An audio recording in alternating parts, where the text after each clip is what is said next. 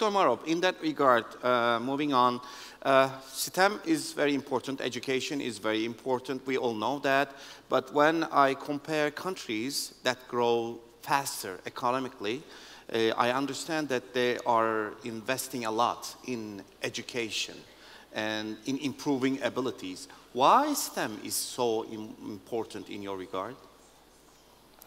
Well, thank you very much to start with, and apologies because I'm not feeling very well, so please excuse my voice. STEM is extremely important because it is the capability of STEM that enables us to build inventions like Sophia. But if you look at these revolutions, because we live in the world of revolutions, the first, second, third, fourth, now we are in the fourth industrial revolution. But one of the hallmarks of the fourth industrial revolution is the insidious permeation of technology, not just in production, not just in smart factories where human and machines interface to produce products, and where we have the Internet of Things and products can communicate to the machines to quality assure themselves. But technology goes far beyond the production and industry. When you said that, it just something came to my mind. Cars are changing, the models are changing, clothes are changing, even the shape of houses, they are all changing. That's one thing that is not changing ever, the shape of classrooms. Like 200 years ago, we have used almost the same classrooms, same kind of educational methods that never changed. Why? But let me finish my answer to your first question. That it isn't just about production and the economy. Technology is going to permeate all aspects of our lives. It permeates security. We used to worry about security, now it's cybersecurity. We are talking about technology being used for public good, health outcomes, like Lubna was saying, educational outcomes and other outcomes in humanity. But also to recognize that behind the technology is still the human mind. It's a human being who built Sophia. And it is important for us to recognize that where we are at this juncture, all of us are going to need very high levels of functional literacy in technology for our daily lives. This goes far and beyond those people who will specialize as technologists. And that is why STEM is important. This project is not suggesting that STEM is be all and end all. It is a project, and it has a focus on STEM, but it does not negate the importance of the social sciences and the humanities and the arts. This is a part of educating a whole human being. Now, going to everything changing but education, we have an expression, the more things change, the more they stay the same. But in education, you would realize, I think we can sit here and somewhat almost contradict ourselves by saying that education systems have not changed. Education systems are still educating people for the past. Yet in the same breath, the same education systems we are talking about produces the AI that we are talking about. So the issue isn't that education has not changed, and it's not in the shape of the classroom, because what would it take? Would it take bulldozers to knock all the classrooms we have down? It is not in the physical structure where education and learning takes place that is the matter. It is what takes place inside the classroom. Yeah. And it has changed dramatically. The issue isn't that education has not changed. The real challenge is that it has changed and advanced for too few. But for the rest, it has more or less stayed the same. So the challenge is that of equity of education, quality, and relevance.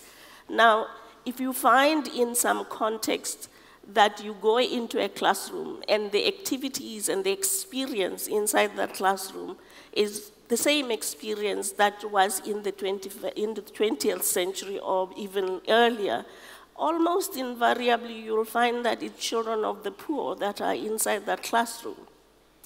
But children of the people inside this room are experiencing a very different education. They may be inside the square thing called the classroom. But what is happening inside that classroom is enabling them to have these phenomenal creations that humanity is conquering space.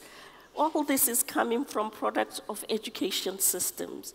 So I think while we have to emphatically criticize the fact that education systems are slow to change, we have to be very careful not to make too general statements that say that education systems have not changed and they're still the same, because that is not the case. Education systems have changed, but they change differentially for different groups of people.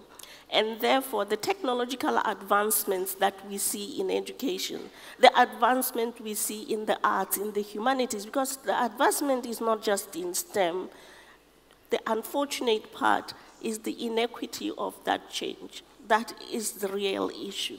We are not in short supply in education about innovative pedagogies. So it's not true that students today are still being taught the same way they were taught then, because if it were true, we wouldn't now be capable of the inventions and the velocity and the veracity of Industry 4.0. It's not driven by machines. It's driven first by human beings who create the machines, which machines can, in time, acquire more intelligence, and as Ben was saying, perhaps surpass us. And as you say, should we be afraid? I don't know if we should be afraid. I'm going to leave the scare to you probably. But if education systems hadn't changed, we wouldn't be where we are. That is the issue. Something went good then? Many, many things went very good and very well. And I think if we look at what we were capable of doing in the 18th, 17th century, we can't possibly say the 21st century is the same. And driving the change in the 21st century is well-prepared human resources that are outputs of the education systems that we are saying they have remained stagnant. Right. This is not to take away from the fact that for the majority, the education systems are changing intolerably too slowly. Doesn't take away that point, but it cannot be a blanket statement, because that does not square well with our reality right now. Absolutely. Thank you so much. Dr. Marope, the issue of gender, what can you tell us about gender dynamics in STEM education today? What are its implications? Well, regrettably, if you look at the global averages, the dynamics are that girls, or shall I say future women, do not do well in STEM-related subjects as their brothers or their male counterparts. And therefore, if you look at the growth in participation in higher education, for instance, or even any level of education, at face value, it looks as if we are reaching gender parity if you are looking only at numbers.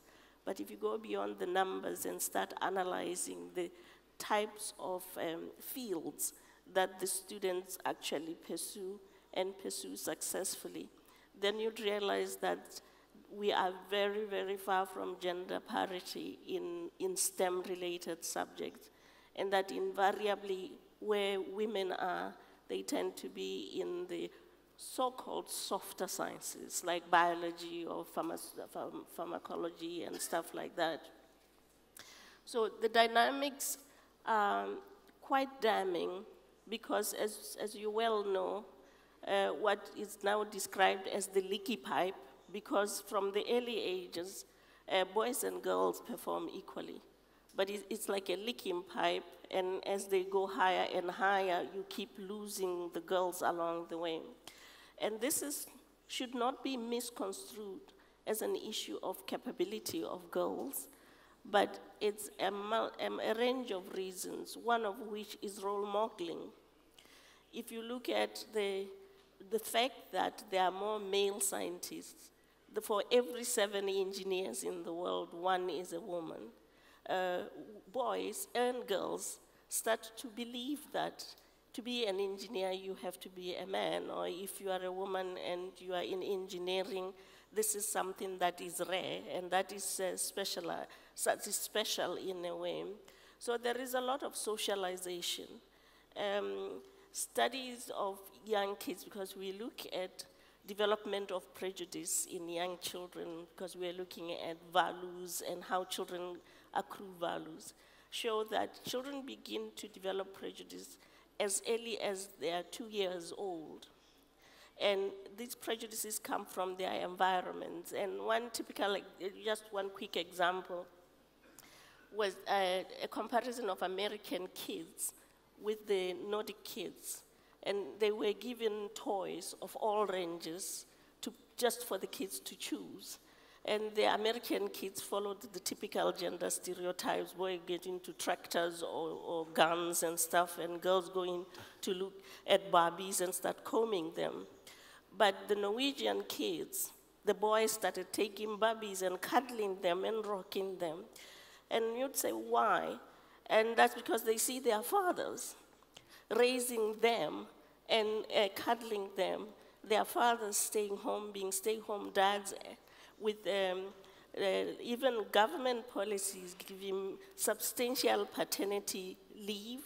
It's invariably, in many countries, when a child is born, we talk of maternity leave, as if this child was created by just its mother, and therefore its mother has to go take care of it. But the signal those policies are sending is that as a man, you are not responsible for taking care of your child, therefore you shouldn't be given leave to go and take care of your child. So there is a lot of gender stereotyping that happens from a very early age. And this tends to make girls and boys select different fields to major in. But it isn't just a matter of measuring in STEM, because you could say, but the arts are just as important as we were saying a while ago. It's because of the shortage of STEM professionals gives them a very huge scarcity premium. And therefore, in the labor market, they tend to call their price because of the scarcity premium. This also then means that later on in life, women are more likely to get into occupations that do not enjoy the same scarcity premium, and therefore they don't call in the same level of income as their male counterparts. And this perpetuates the dependency, economic dependency relationship between women and men, and it sustains the strategic gender roles where women are invariably pushed into a status of juniority, if I can put it that way, particularly if you look at it in material terms. So the dynamics are quite substantial. First, by not encouraging our girl children that they can be anything they want to be, we perpetuate this. But we perpetuate inequality in the long run. And we perpetuate, how do I put it? You perpetuate a belief by our girls that STEM is not for them. It's a choice they do not make, whereas for boys, it's a choice they make. You were talking about why education systems do not change. This very project is about changing the systems. The fundamentals of this project, which we are launching today, is to ensure that curricula strengthen the quality and standard of STEM education for all, and that they give kids competencies that enable them to choose to become technologists, to become anything they want to be, rather than to find later in life when they grow up and they now take interest that they do not have the fundamentals. So this project has a gender role undertone to balance the gender relations.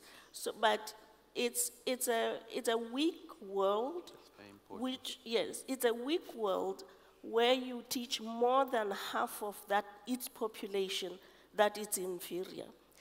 And for men, actually, why do you want to carry the burden of carrying the world on half its shoulders and leave out more than half the population? So this very process that we are in is a transformative process. It's transformative also in terms of how education systems work. I firmly believe that the times when educators could sit in a boardroom and crank out a curriculum and say, it's good for you, take it, I know what I'm talking about, are gone.